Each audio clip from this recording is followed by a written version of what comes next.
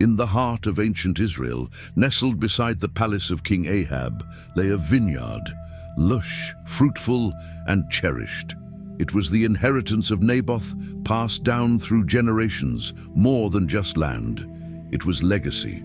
One day, King Ahab set his eyes upon the vineyard. Its beauty and proximity stirred a desire in him. "Give me your vineyard," he said to Naboth, "so I can turn it into a vegetable garden.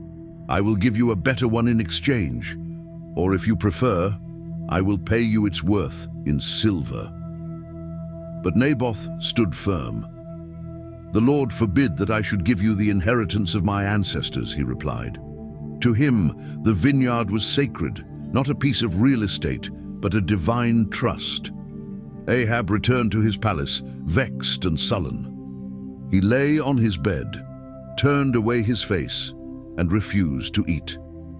His desire had been denied, and his pride wounded. Enter Jezebel, the queen, clever, ruthless, and determined. She saw her husband's sorrow and mocked his weakness.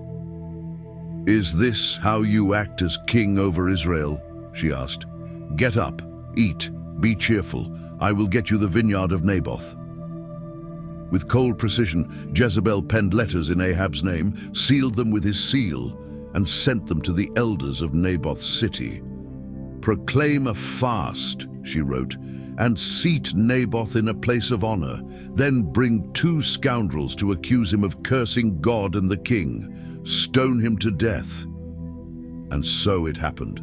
The innocent man was falsely accused, condemned without a trial, and murdered under the shadow of a lie. Word came back, "Naboth is dead."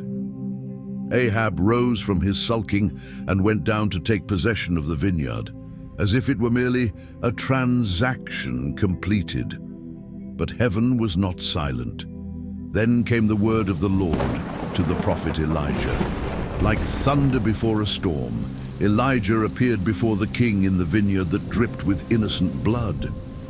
"Have you murdered and also taken possession?" he thundered. Ahab's face paled.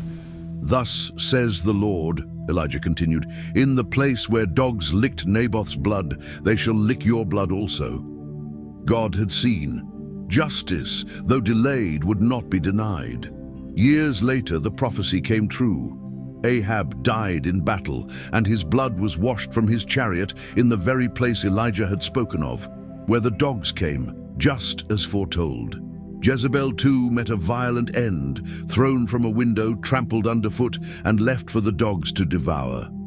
This story is a stark reminder of the danger of unchecked power and the high cost of integrity. Naboth chose righteousness over convenience. He could have sold his vineyard, bowed to the pressure of the king, or protected his life.